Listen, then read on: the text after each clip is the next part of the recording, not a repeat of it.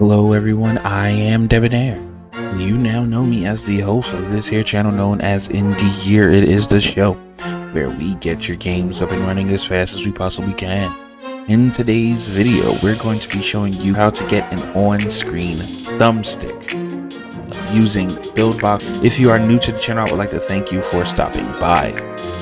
And if you are a returning visitor, I'd like to thank you for hitting that like button. Right, let's show it in action right now. Check it out. Right, walking around, moving, coming down, watching out, tapping my character. Oh, that doesn't work. Oh, I guess I only have one thing available. Oh no, he's going to get squished.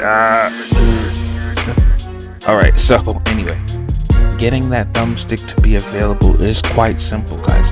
All right, so inside of our world, we have the 3D world and we have the UI screen. The thumbstick is activated via the UI screen.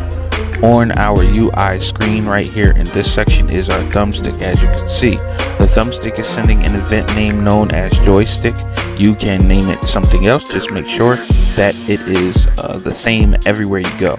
As we get deeper into the object, as we get deeper into the thumbstick, you can see everything that is working here.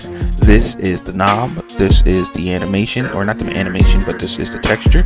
You can find other textures all over the internet. In fact, this is the standard joystick that is in BuildBox. But you guys can see this is already built into the joystick, which is what I think you should use. Just simply using the regular joystick that BuildBox comes with. Okay. So this is what you have to do with the setup on the UI screen to get it to function. Excuse me.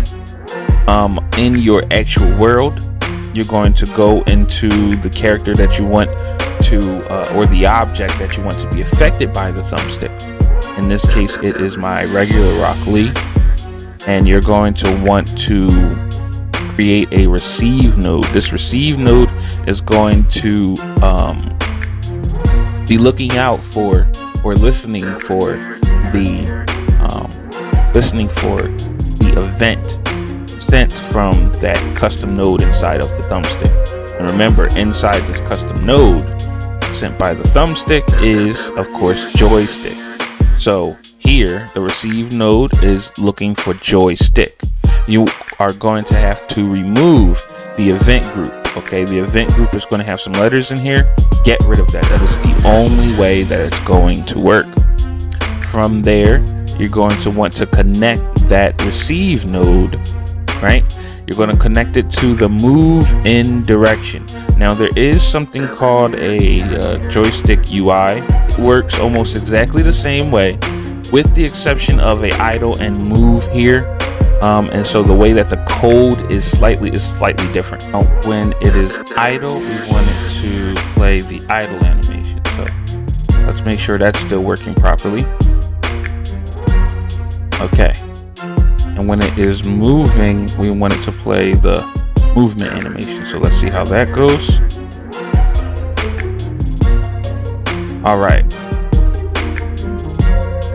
As you can see, there's a clash, so normally to get that to work properly, I just take and use the signal time threshold to fix that. There we go. As you can see, working exactly the same way as we had before. As you can see, the things are clashing, so when it's moving, please stop the idle, and when it's idle, please stop the moving. Okay, let's see if we got this correct this time. And that's where the mess up happens. So it might be, I might need to add a second signal to one of these still, because it's probably still clashing. So let's see if that helps. Yeah, that helped. As you can see, oh, now it paused. It's supposed to play the idle animation, but I do like this frozen. I think the frozen look is pretty cool, actually. I'm gonna need to try that in another game.